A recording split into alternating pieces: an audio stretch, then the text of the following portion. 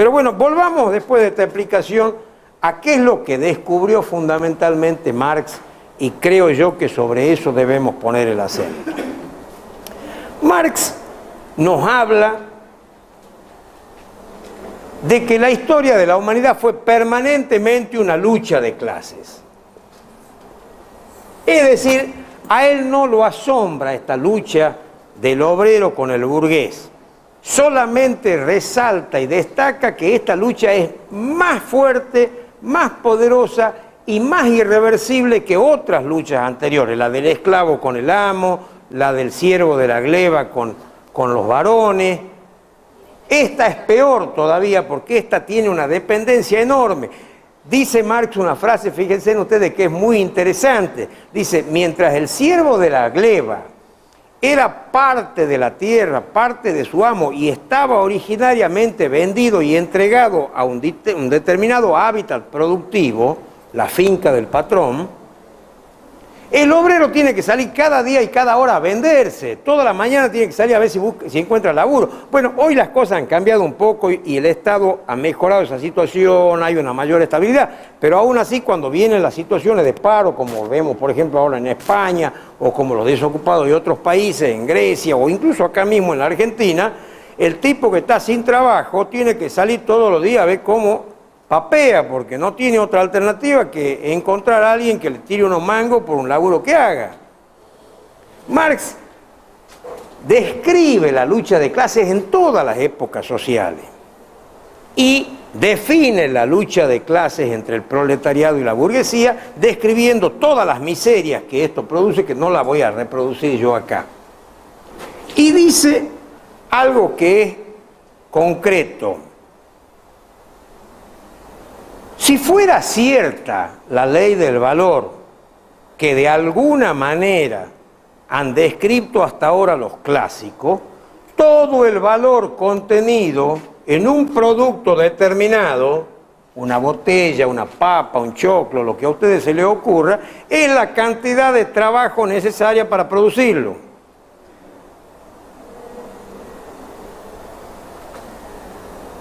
Hemos visto que Adam Smith advirtió y dijo, bueno, lo que pasa es que no es solo la cantidad de trabajo, están también las utilidades del capitalista y están también los pagos de la renta al propietario de la tierra.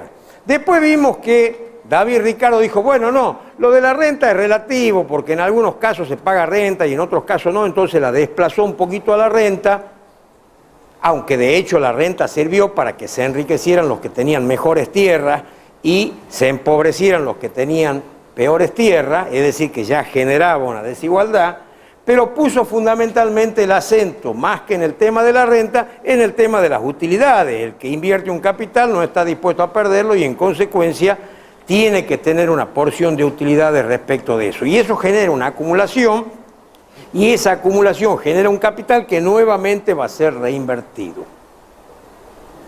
Marx toma la cuestión por algo que ustedes han oído hablar y que denomina la plusvalía, el mayor valor.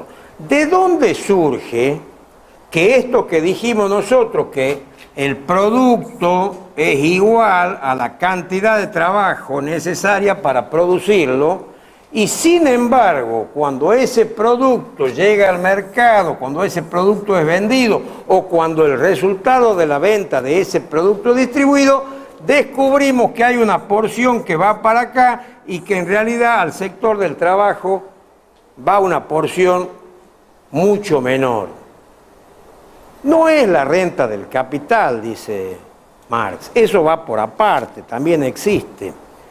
Es la plusvalía, es el mayor valor o plusvalía que el propietario de los medios de producción, que el patrón, que el burgués, logra obtener de la fuerza de trabajo. El mayor valor que logra obtener de la fuerza de trabajo. ¿Y por qué un patrón podría obtener mayor valor de la fuerza de trabajo? Porque tampoco el trabajador es tonto, ¿no es cierto? Si trabajo por 10, quiero que me paguen 10, y si trabajo por 20, quiero que me paguen 20. Más o menos trata de hacer valer la hipótesis de su esfuerzo. Pero Marx nos dice lo siguiente: el trabajo en esta sociedad para producir bienes es el esfuerzo socialmente necesario para generar la producción. Cuando nos dice socialmente necesario, es la intervención de una enorme cantidad de trabajadores, ¿no es cierto? Para hacer un par de medias hace falta alguien que alimente la oveja y que después le corte la lana y que después alguien carde esa lana y que después se haga el hilado y después una industria que haga efectivamente la media y después alguien que la venda. O sea, miren toda la cantidad de procesos que tiene que pasar, es decir, y en ello influyen infinitesimalmente montones de personas, cada una con su pequeño aporte, para que al final ese producto definitivo, en última instancia, esté repartido entre todos los que intervinieron. Pero ese trabajador o ese trabajo que ofrece el trabajador, en el mundo capitalista es tan solo una mercancía más. Es decir, se paga por el trabajo el costo necesario para que ese trabajo pueda existir. ¿Y cuál es el costo para que el trabajo pueda existir? De alguna manera ya lo habían preanunciado también muchos autores anteriormente. El costo para que el trabajo pueda existir es la alimentación de un obrero para que pueda tener la fuerza suficiente para trabajar 8, 10 o 12 horas, lo que fuera necesario, todos los días para poder producir algo. Entonces, el salario va a estar determinado por la oferta y la demanda de esta mercancía que denominamos trabajo. No por el valor de lo que el trabajo sea capaz de crear. Cuando el burgués contrata a un obrero, lo que contrata es su fuerza de trabajo, no lo que esa fuerza de trabajo es capaz de producir. Lo que esa fuerza de trabajo es capaz de producir es para el patrón, y el patrón es el que después la va a impulsar al mercado para que la venda. Y en consecuencia nos dice, hay una diferencia entre el trabajo pagado como mercancía y el valor del trabajo como producto. Y le pongo un ejemplo muy sencillo. Si yo necesito un trabajador para una fábrica de vasos, ¿sí?, saco un aviso en el diario, digamos, y se presenta una cola de gente que quiere trabajar en la fábrica de vasos.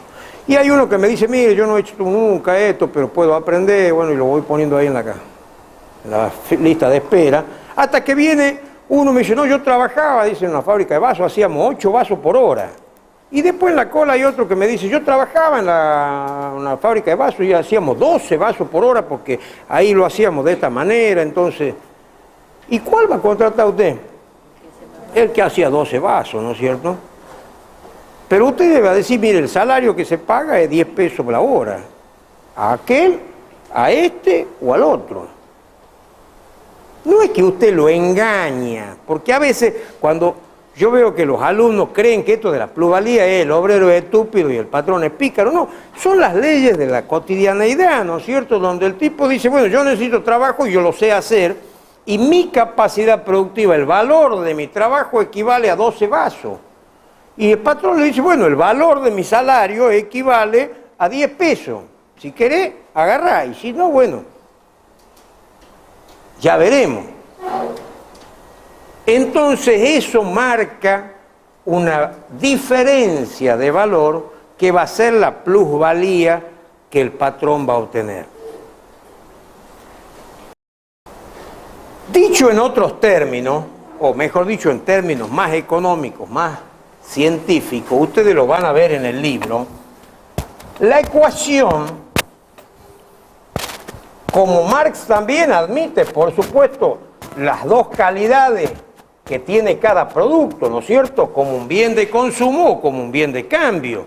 advirtiendo estas dos cualidades que tiene como bien de consumo o como bien de cambio, dice, ¿dónde se produce que esta equivalencia, ¿no es cierto? Porque si yo cambio ovejas por cabrito, se supone que el intercambio debe ser equivalente, ¿no es cierto? Más o menos intuitivamente, y después a lo mejor científicamente analizamos los costos. Entonces, ¿por qué una de las dos partes se va a enriquecer? Si en realidad lo que estoy cambiando es una cantidad determinada de trabajo por otra cantidad equivalente de trabajo para producir otro bien. Sin embargo, pasa que el sistema crece, a pesar de estas hipotéticas equivalencias. Entonces Marx lo analiza y dice, cuando un obrero va a trabajar, ¿sí? ¿Qué es lo que está haciendo? Vende su mercadería, y su mercadería es trabajo, porque él no tiene otra cosa. ¿Y por qué la vende a su mercadería? ¿Por qué cambia su mercadería? La cambia por dinero. Trabaja todo el día y al final del día le pagan dinero. ¿Y para qué quiere el dinero el obrero? Para comprar mercadería, que son los alimentos. Y esto constituye un ciclo que se reitera todos los días, o toda la semana, o todos los meses. Mi mercadería trabajo, la vendo por dinero y ese dinero que me dan me sirve para comprar mercadería. Marx dice, hay otra modalidad que no es la del obrero, es la del trabajador, del burgués o del patrón. El patrón tiene dinero en el bolsillo, capital lo llamamos, y entonces pone una X cantidad de dinero, perdón, yo escribo bastante, la vamos a mejorar un poquito esta vez. Pone dinero y con ese dinero compra mercancía. ¿Qué mercancía compra con ese dinero el capitalista? Trabajo. Porque aunque compremos hierro para fabricar clavos, cuando compramos hierro también estamos comprando trabajo, porque es el trabajo de los obreros de la mina que han logrado sacar el hierro, está involucrado en el precio del hierro. O sea, compramos trabajo, la mercancía trabajo. ¿Y para qué compramos la mercancía trabajo? Para después a ese producto venderlo y transformarlo nuevamente en dinero. Y así recomenzar el ciclo. Y acá viene la genialidad que plantea Marx, porque de alguna manera descubre el mecanismo mediante este proceso.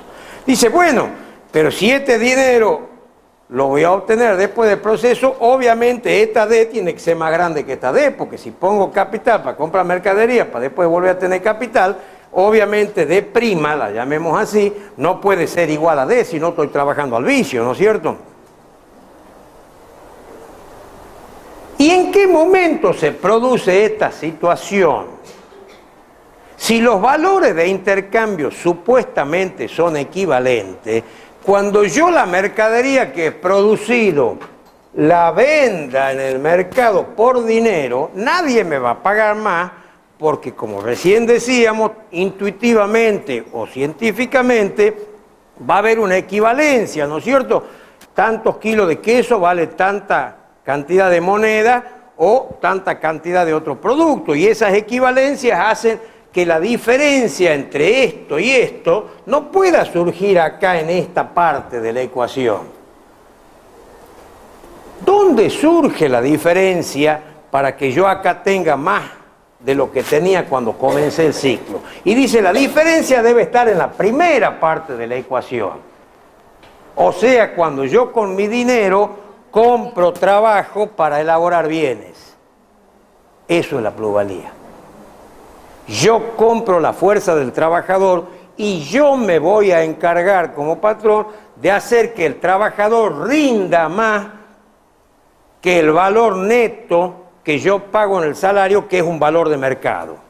Si yo logro eso por mi habilidad para organizar la producción, por los mecanismos técnicos que pongo a disposición del obrero, por mi capacidad para elegir de entre todos los obreros los mejores, o por hacerlos trabajar más horas de lo que sería necesario para pagar ese salario, si yo logro en parte o proporcionalmente en alguna medida cada una de esas ventajas en esta parte de la ecuación, yo voy a tener un D' que va a ser mayor que el D.